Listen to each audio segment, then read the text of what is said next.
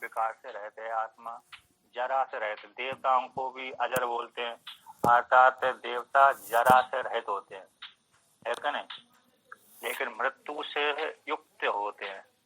बीजरो यानी जरा जिससे निकल गई है, इसको बीजरो बोलते हैं। बीजरा जरा से रहित है। दुर्मृत्यु देवताओं की मृत्यु होती है। देवताओं की कैसे हो जाती है? देवताओं के शरीर की मृत्यु होती है। जैसे हमारे शरीर की मृत्यु होती है, नष्ट हो जाते हैं, मर जाता है, शरीर नष्ट हो जाता है, जला दिया जाता है, उसी प्रकार से देवताओं के शरीर का भी नाश हो जाता है, गल जाता है, इसलिए भी मृत्यु वाले होते हैं। किंतु आत्मा कैसे मृत्यु से रहित है? विश्व को सारे जीव अंतकण उपाधि से युक्त हैं तो शोक वाले रहते हैं, किंतु आत्मा कैसी है? शोक से रहते हैं। जिससे शोक निकल गया है उसको बोलते हैं विषय को। विजिगित्सो जब प्राण धर्म है, तो प्राण धर्म है तो भूख प्यास लगेगी, भूख लगेगी, प्यास लगेगी। तो आत्मा में प्राण धर्म है ही नहीं है, हिरण्यगर्भ आदि है ही नहीं है, तो विजिगित्सेन खाने की इच्छा भी, भूख भी उसको नहीं लगती। जिससे भूख की इच्छा निकल गई उसको बोलते हैं विजिगित्सो। पिपासा जब प्राण है तो पान पीने की इच्छा होती है ना? तो पिपासा यानी जिससे पिपासा निकल गई है, जिसमें पिपासा नहीं है उसको अपिपासा बोलते हैं। ऐसी जो आत्मा है, तो शरीर की जो षड भाव विकार थे, तो षड उर्मियां थी, षड उर्मियां षड भाव विकार है, ये सबका निषेध कर दिया आत्मा में। जायते अस्ति वर्धते विपरिणमते अपक्षीयते विनश्यति, ये स्थूल शरीर के षड भाव विकार होते हैं। और षड उर्मियां जन्म लेना, मरना, ये शरीर के धर्म हैं। भूख प्यास से ये प्राण के धर्म हैं। और सुख दुख मन के धर्म है, ये षड उर्मियां कहलाते हैं। षड शरीर के धर्म और षड उर्मियां, ये 6 शरीर के धर्मों से रहता आत्मा है और 6 उर्मियों से रहता। उर्मिया संज्ञा बोल दिया है ना, भूख प्यास लगना, सुख दुख होना, जन्म मृत्यु होना, ये षड उर्मियों की कोटि नाम ले दिया जाते। ये सब कूट शब्द होता है। तो कूट में तो अरे काली मिर्च है, लौंग है और पिप्पल है, इन तीनों को मिलाकर के कूट बोल दिया जाता है ना? तो इस कूट, इसको है त्रिकूट, त्रिकट्टू बोलते हैं, कूट भी बोल देते हैं। तो कूट भी बोलते हैं, त्रिकूट बोल होते हैं। तो कहते हैं जो त्रिकूट खा लेता है तो उसकी खांसी जुकाम आदि नष्ट हो जाती है। इस प्रकार से क्या क्या होता है स्वामी जिसमें? त्रिकूट पिप्पल, लौंग, काली मिर्च, लौंग और सौंठ, पिप्पल, काली मिर्च और काली मिर्च ना, लौंग, ये त्रिकूट में ये आती है ना, सौंठ नहीं आती। तो देखिए अब आगे कहते हैं तो आत्मा षड उर्मियों से रहते है। सत्य कामा, अर्थात सारी जो कामना है वो हृदय में अवस्थित है और हृदय को व्याप्त करके रहता है। तो सत्य काम वाला ये आत्मा है, अर्थात सत्य संकल्प वाला है। आत्मा कैसी है? सत्य काम है जिसकी, अर्थात जो बोलता है वही हो जाता है। अज्ञानियों की, तो सामान्य जीवों की, मलिन सत्वोपाधि वाले जीवों की कामना तो कैसी होती है? अशुद्ध होती है, क्योंकि जो बोलते उनको नहीं होती है ना। जो उन्होंने चाहा वस्तु को, तो कुछ वस्तु तो प्राप्त हो जाती, कुछ वस्तु पूरी नहीं हो पाती, इसलिए उनकी कामना कैसी होती? अशुद्ध होती है, सत्य काम वाले नहीं होते। किंतु ईश्वर रूप आत्मा की जो कामना है वह सत्य काम वाला है। जो सोचता है वही हो जाता है। एक हम बहुत श्यामा, उसने एक था बहुत हो जाऊं, ऐसा बोलते ही बहुत हो गया। तो सत्य काम, जो माता की, पिता की, भाई बंधु की इच्छा हो गई है ना, तो वो ही उसको देख ले। यद्यपि उसमें माता पिता भाई बंधु की इच्छा होती नहीं है ही नहीं है उसके, लेकिन फिर भी एक हम बहुत श्यामा इस प्रकार से इच्छा करता है तो हो जाता है, सृष्टि का निर्माण कर देता है। सत्य संकल्प, सत्य है संकल्प वाला, ये आत्मा कैसे? सत्य संकल्प वाला है, उपाधि को लेकर के। सत्य कामा भी उपाधि को लेकर के है और सत्य संकल्प भी उपाधि को लेकर के। उपाधि नहीं है तो सत्य काम भी नहीं है वो आत्मा, और सत्य संकल्प भी नहीं है। उपाधि कौन थी? ईश्वर, सबल ब्रह्म, माया, अविद्या, ये उपाधि है। अज्ञान है उपाधि, सबल ब्रह्म उपाधि है, माया है, अविद्या है, ये पर्यायवाची बोल लेते हैं, अनादि अज्ञान। उपाधि जब हटा दिया परमात्मा ने, है ना, स्वीकार नहीं किया तो निर्गुण निराकार हो गया, उसमें एक कोई भी नहीं है, धर्म नहीं है। ऐसी जो आत्मा है, उपाधि से रहित आत्मा है, वह सब आत्मा अन्वेष्टव्य, अन्वेषण करना चाहिए, जानना चाहिए। आत्मा बारे द्रष्टव्यो, आत्मा बारे द्रष्टव्य, श्रोतव्यो, मंतव्यो, निध्यासितव्य। हे मैत्रेयी, हे आत्मा जानने योग्य है, श्रवण करना चाहिए, मनन करना चाहिए, निर्देशन करना चाहिए, जानने योग्य आत्मा है। ऐसे याज्ञवल्क्य ने अपनी पत्नी मैत्रेयी को कहा था बृहदारण्यक में। तो सब आत्मा अनुष्ठव्य, जानने योग्य है, शायद जो जानने योग्य है वही जिज्ञासितव्य, वही जिज्ञासा के योग्य है, इस प्रकार से। तो यहाँ पर अन्वेष्टव्य, तो अन्वेष्टव्या में जो तब्यत प्रत्यय है, तो तब्यत जो प्रत्यय है विधि अर्थ में आता है कि नहीं, आज्ञा अर्थ में। आप ये कार्य करो, करना चाहिए आपको, सुबह सुबह जल्दी उठना चाहिए आपको, सही है ना। ऐसे माता पिता कहते हैं अपने बच्चों से, पुत्र पुत्रियों से, कि देर में नहीं उठना चाहिए, जल्दी उठना चाहिए। तो ये आज्ञा है उनकी, माता पिता की अपने पुत्र पुत्रियों के प्रति, कि जल्दी उठना चाहिए। तो उसी प्रकार से यहाँ पर तब्बत करते आज्ञा अर्थ में, इस प्रकार से करना चाहिए। अन्वेष्टव्य, खोजना चाहिए, जिसकी खोज करे उसकी जिज्ञासा करना चाहिए। पहले जिज्ञासा होगी फिर खोज भी चालू हो जाएगा, दोनों एक है।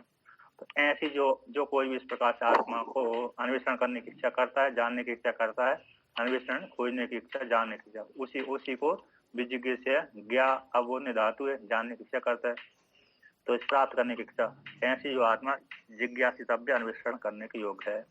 सर्व है, जो इस प्रकार से कर लेता है, जान लेता है आत्मा को, सर्वांश लोकान आपनोति, सारे लोगों को वह प्राप्त कर लेता है।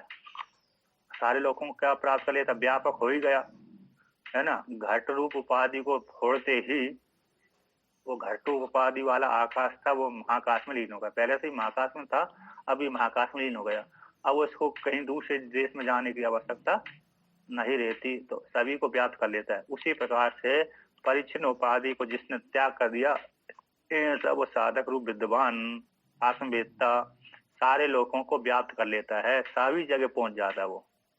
जैसे नदी का जल जब समुद्र में लीन हो जाता है, तो ये ही नदी का जल है ऐसा नहीं होता है, तो पूरे समुद्र में लीन हो जाता है वो समुद्र नदी का जल। व्यापक हो के सब लोकांतर उसी में आ जाते हैं। व्यापक बृहद हो जाता ना, जैसे नदी का जल उदाहरण है ना, नदी का जल जाते ही समुद्र में मिलते ही अब ये नदी का जल है ऐसा थोड़ी बोलता है कोई व्यक्ति। समुद्र हो जाता, समुद्र सभी जगह गया, उसी में आ जाते हैं, उसी के अंतर्भूत हो जाते हैं, व्याप्त कर लेता है। ये लोगों को प्राप्त कर लेगा, सारे लोगों को व्याप्त कर लिया। सर्वांश कामान, और सारी कामना को ही व्याप्त कर लेता है। अतः भाई मैं ही स्त्री हूँ, मैं ही पुरुष हूँ, मैं ही बालक हूँ, मैं ही बालिका हूँ, मैं ही कुमार हूँ, मैं कुमारी हूँ। ये वहां पर कई जगह उपनिषद में आता है, श्वेतास्त्र उपनिषद में आता है, तुम कुमार, तुम कुमारी, तुम दंडन वंचसी, तुम नपुंसक, है ना, तुम ब्रह्म, तुम जीवात्मा आदि, ऐसा श्रुति आती है। तो तुम ही ब्रह्म हो, तुम ही कुमार हो, तुम ही कुमारी हो, तुम ही दंड के द्वारा चलते हो, तुम ही नपुंसक हो। तो त्रिलिंगी है ना, स्त्रीलिंग, पुल्लिंग, नपुंसक लिंग इत्यादि को लेकर के, तो वहां पर श्वेतास्त्र उपनिषद में श्रुति आती है। तो वही व्याप्त हो जाता है संपूर्ण जगत में उपाधि को लेकर के। तो उपाधि को लेकर के सभी जगत सारे लोगों को व्याप्त कर लेता है। उपाधि को लेकर के सर्वांश कामान प्राप्त होती, सारे कामना को प्राप्त कर लेता है। जो कोई भी प्राप्त कर लेता है, ऐसा साधक है जिसने इस प्रकार से जान लिया। जिस साधक ने आचार्य के उपदेश के पश्चात जाना है, शुरू में नहीं जानेगा, आचार्य उपदेश के पश्चात। यह तम आत्मानम अनविद्य, जो कोई भी साधक है, तम आत्मानम, उस आत्मा को जो निरंतर चलती रहती है ना, निरंतर चलती रहती है, आत्मा सत्य भाव से रहती है, सभी को धारण करती है, ऐसी जो आत्मा है, ऐसी आत्मा को जान लेता है। किसके पश्चात है? अनुविद्या, विद्या यानी पश्चात, शास्त्र और आचार्य के उपदेश के पश्चात जान लेता है। तो विजानाति, सुनकर श्रवण करके मनन निध्यासन करके जान लेता है, विजानाति जान लेता। इति इस प्रकार से विजानाति जान लेता है, इति इस प्रकार से प्रजापति रोवाचा ऐसा प्रजापति ने कहा था, अर्थात ब्रह्म ज्ञान का उपदेश किया था। किनका? ब्रह्म प्रजापति रूप जो कोई भी होंगे, कश्यप ऋषि हो सकते हैं, अत्रि मुनि हो सकते हैं, वशिष्ठ भगवान हो सकते हैं, विश्वामित्र हो सकते हैं, अन्य अन्य जो भी हो सकते हैं, ऋषि मुनि हो सकते, कोई भी हो सकते हैं। अथवा सीधा सीधा हिरण्यगर्भ तो नहीं हो, हिरण्यगर्भ हो सकते, ब्रह्मा जी आएंगे तो ये भी हो सकते हैं। अथवा यहाँ के लोक के जो प्रजापति है, दक्ष प्रजापति है, संज्ञा ही नहीं, उसी प्रकार से किसी ऋषि प्रजापति रूप ऋषि ने उपदेश किया होगा, तो उसी प्रकार से उनके पास में ये गए थे। तो ऐसा ब्रह्म ज्ञान का उपदेश किया। उनके पास में बहुत से दर्शनार्थी जाते थे, ब्रह्म ज्ञान लेते थे और अपने जीवन को धन्य करते थे।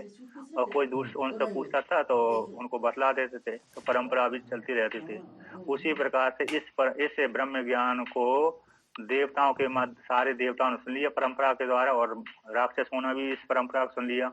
प्रजापति ने परंपरा के द्वारा, मैंने दूसरे से कहा, दूसरे कहा, एक कान से दूसरे कान में गई, दूसरे कान से तीसरे कान में गई, ऐसे एक कान से बात दूसरे तीसरे कान में जाती ही वो बात फैल गई, है कि नहीं। उसी प्रकार से फैलते फैलते स्वर्गलोक में भी पहुंच गई, और वहां भी पहुंच गई, राक्षसों के पास में भी पहुंच गई, दैत्यों के पास ही पहुंच गई। तो दैत्य और राक्षस मिलकर के प्रजापति के पास ब्रह्म ज्ञान लेने के लिए आए थे। तो इस प्रकार से भगवान श्रुति ने कहा। अब श्रुति के अर्थ को व्याख्यान भगवान भास्कर करते हैं। तो यहाँ पर कहते हैं, या आत्मा अपहत पापमा बीजरोह विमृत्यो रविशोको बीजिगशो अपिपाशा सत्यकामा सत्य संकल्प। वे आत्मा है, अपत पापमा है, बीजर जरा से रहते, शोक से रहते, मृत्यु से रहते, जन्म मृत्यु से रहते, षडभाव विकास रहते, मन के धर्म जो शोक है उससे रहते, बीजिगशो जो बीजिगशो और अपिपाशा ये जो प्राण के धर्म इससे रहते हैं, सत्य संकल्प उपाधि को लेकर सत्य काम वाली है और सत्य संकल्प वाली है। इस प्रकार से उपाधि को लेकर के ऐसी जो आत्मा है, यस्य उपासना है उपलब्धर्थम, जिस आत्मा की उपासना के लिए, जिस किसी का यस्य जिसका उपासना के लिए उपलब्धर्थम, उपलब्धि के लिए, प्राप्ति के लिए, उपलब्धि यानी ज्ञान, उपलब्धि का अर्थ होता है ज्ञान, ज्ञान के लिए, प्राप्ति के लिए, अर्थम यानी लिए, तो हृदय पुंडरीकम अभिहितम, तो उस परमात्मा की प्राप्ति के लिए, जानने के लिए हृदय पुंडरीकम, हृदय पुंडरीक में वह हृदय रूप देश में वह प्राप्त होती है, ऐसा पहले अभिहितम कहा गया था कि आत्मा कहाँ रहती है, हृदय पुंडरीक में निवास करती है। अर्थात उपलब्धि का साधन कौन है, स्थान कहाँ है, आत्मा कहीं ना कहीं तो मिलेगी, है नहीं। कोई वस्तु अरे है प्रसिद्धि है तो वो कहाँ पर उत्पन्न होती है अथवा रहती है, तो अमुक स्थान पर उत्पन्न होती है कोई वस्तु, अमुक स्थान में रहती है। इस प्रकार से वर्णन कर देते हैं लोग कि अमुक है कि नहीं, अमुक व्यक्ति ने इस बनाया है और वहां पर ये पैदा होती है। जैसे गेहूं चावल आदि इस स्थान पर खूब ज्यादा पैदा होते हैं, इस स्थान पर नहीं होते। उसी प्रकार से आत्मा के विषय में कह दिया कि आत्मा का भी कोई ना कोई स्थान हो प्राप्ति का, नहीं तो प्राप्ति का स्थान नहीं होता है तो फिर लोग उसके विषय में सोचना, खोजना, जानना ही बंद कर देते हैं, है ना। इसलिए कोई ना कोई स्थान निर्धारण कर दिया गया है ऐसी आत्मा के लिए। तो ये निर्धारण कौन है, वो हृदय देश है। हृदय देश में आत्मा की प्राप्ति हो जाती है। वहां पर जाकर के, वहां पर कोई यदि चिंतन करता है, इस प्रकार से जानने की इच्छा करता है, तो उससे हृदय देश में जाकर के हृदय में आत्मा की प्राप्ति हो जाती है। हृदय पुंडरीक में आत्मा की उपलब्धि होती है, उसके लिए ऐसा पहले वर्णन कर दिया गया, अभिहितम कथितम कहा गया है। तो कहते हैं यस्मिन, अभी पूर्वक धा धातु से ही प्रत्यय ही आदेश हो जाता है, तब प्रत्यय करके तो अभितम, धातु तो धा है, धा को पर हाव आदेश हो जाता है, अभितम कहा गया था। तो यस्मिन् कामः समाहितः सत्य अनृत्य अपिधानः यद उपासन से भावी ब्रह्मचर्यं साधनम उक्तम उपासन फल भूत काम प्रतिपत्तये च मूर्धन्यः नाड्य गतिर अभिहिता सो अन्वेष्टव्य शास्त्र आचार्य उपदेश रे ज्ञातव्य स विशेषण ज्ञातुम इष्टभ्यो विजिज्ञासितव्यः स्वसंवेद्यताम आपादयितव्यः। कहते हैं जो हृदय पुंडरीक में उस आत्मा की प्राप्ति होती उपलब्धि होती है, ऐसे जो कहा गया है, जिस आत्मा में अधिष्ठान रूप आत्मा में परमात्मा में कामा समाहिता सारी कामनाएं आश्रय करके रहती हैं, है ना, सम्यक रूप से स्थित है। समाहिता है ना, स्थिता, जितनी भी कामना आती, क्योंकि अधिष्ठान कौन है? आत्मा है। रस्सी रूप अधिष्ठान में सर्प पे समाहित है ना, स्थित है, उसी में रहता है, उसी में देखते हैं। इसलिए सारी सत्य जितनी भी कामना है, सत्य कामा उसी आत्मा रूप अधिष्ठान में अवस्थित रहती हैं। अमृत अपिधाना, अमृत मिथ्या बुद्धि के द्वारा वे ढकी हुई है। अर्थात सामान्य व्यक्तियों की कामनाएं कैसी होती हैं? तो मेरे को इतना धन प्राप्त हो जाए, उसके द्वारा वह सत्य काम ढका हुआ है। सत्य आत्मा भी ढकी हुई है और सत्य काम भी उसके ढके हुए हैं। अर्थात मुझ में इतनी सामर्थ्य है ना, वो सामर्थ्य उसकी ढक गई है। किसके द्वारा? सामान्य तृष्णाओं के द्वारा, यानी अज्ञान के द्वारा। तो कहते ये जिस आत्मा की उपासना के द्वारा उससे सत्य कामना रूप शक्ति की प्राप्ति हो जाती है, आत्मा की प्राप्ति हो जाती है। कहते यद उपासना सेवा भी उस परमात्मा के प्राप्ति के लिए, उपासना के सेवा भी जो ब्रह्मचर्य है, अर्थात प्राप्ति के लिए, सत्य काम की प्राप्ति के लिए, आत्मा की प्राप्ति के लिए जो सहकारी साधन है, ज्ञान के सहकारी साधन कौन है? ब्रह्मचर्य आदि है। उपासन सेवा भी, तो उपासना के, आत्मा की उपासना के सहभावी है सहकारी, भावी यहाँ पर कारी, तो वो कौन है? ब्रह्मचर्य साधन। तो ब्रह्मचर्य से आ गए यम, नियम, आसन, प्राणायाम आदि। तो जो उपासना के, आत्मा की उपासना के सहभावी सहकारी जो ब्रह्मचर्य साधन है, वो साधन उत्तम कथितम पहले कह दिए गए हैं। इस साधन, इन साधनों के द्वारा, ब्रह्मचर्य के द्वारा, कहते ब्रह्मचर्य रूप साधन से, तो वहां पर यज्ञ भी ब्रह्मचर्य है, सत्यायन भी ब्रह्मचर्य है, इष्टव्य भी ब्रह्मचर्य, ईष्णा भी सारे ब्रह्मचर्य। इस प्रकार से ब्रह्मचर्य की स्तुति करी गई थी, है ना। तो इस प्रकार से ब्रह्मचर्य के द्वारा, तो ब्रह्मचर्य से मतलब व्यक्ति को त्याग नहीं रहेगा, ब्रह्मचर्य का फल नहीं करेगा, तो आत्मा के विषय में जानने की इच्छा उसको नहीं होगी। इसलिए ब्रह्मचर्य विशेष साधन है, वो आत्मज्ञान की प्राप्ति का साधन है। ऐसे साधन को पहले कह देगा। ऐसी उस ब्रह्मचर्य साधन के माध्यम से उपासना का फलभूत है, तो उपासना का फलभूत है आत्मा। साधन हो गए, कारण ये हो गए, कार्य हो गया। जैसे हमने बीज बोया तो बीज कारण हो गया, उसका फल वृक्ष हो गया। उसी प्रकार से उपासन और ब्रह्मचर्य से युक्त होकर के उसका फल कौन हो गया? ज्ञान हो गया। और ज्ञान के द्वारा फिर उसका फल आत्म तत्व की प्राप्ति हो गई। तो उपासन का फलभूत जो काम है, यानी परमात्मा रूप काम है, उस कामना की प्राप्ति के लिए, आत्मा की काम रूप परमात्मा की प्राप्ति के लिए, प्रतिपत्ति प्राप्ति के लिए चाहे मूर्धन्य नाड़िया, तो मूर्धन्य नाड़ी के द्वारा, सुषुम्ना नाड़ी के द्वारा गतिर अभिहिता 7वें अध्याय में गति कही गई है।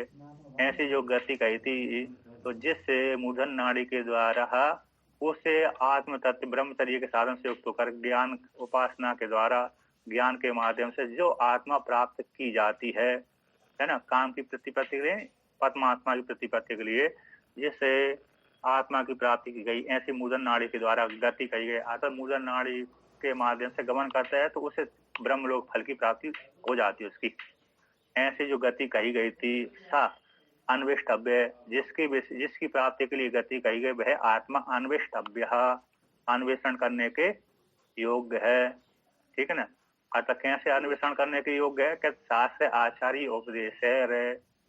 यदि शास्त्र आचार्य, शास्त्र के माध्यम, आचार्य शास्त्र के माध्यम से उपदेश नहीं करेगा तो ज्ञान का प्रचार नहीं होगा। ज्ञान का प्रचार नहीं हुआ तो जान भी नहीं सकते, उसके विषय में जिज्ञासा भी नहीं होगी। तो शास्त्र और आचार्य के उपदेशों के द्वारा वह आत्मा ज्ञातव्य है, जानने के योग्य है। सा विशेषण ज्ञातुम इष्टव्यो, वे आत्मा शास्त्र आचार्य जी के द्वारा विशेष रूप से जानने के लिए इष्टव्यो है ना, इष्ट है, स्वीकृत है, हाँ इष्ट इस प्रकार से जानने के योग्य, इस प्रकार जानना चाहिए। विजिज्ञासितव्य, जानना चाहिए, विशेष रूप से जानना चाहिए शास्त्र आचार्य के माध्यम से। बहुत जगह भगवान भास्कर ने कहा है, गीता में भी कहा है, मांडुक्य उपनिषद में भी कहा है, यदि व्यक्ति बहुत शास्त्र का अध्ययन करने वाला है, विद्वान है, किंतु उसने परंपरा के द्वारा नहीं जाना है, तो उसको अज्ञान ही जानना चाहिए, है कि नहीं? क्योंकि वो कहीं कहीं पर अर्थ का अनर्थ कर सकता है। उसको तो परंपरा के द्वारा जिसने जाना श्रवण किया है उसी को ही इस प्रकार से जान लेना चाहिए, नहीं तो मूर्ख वध उपेक्षणीय, ऐसा आया है, मूर्ख वध उपेक्षणीय, उपेक्षा कर देना चाहिए।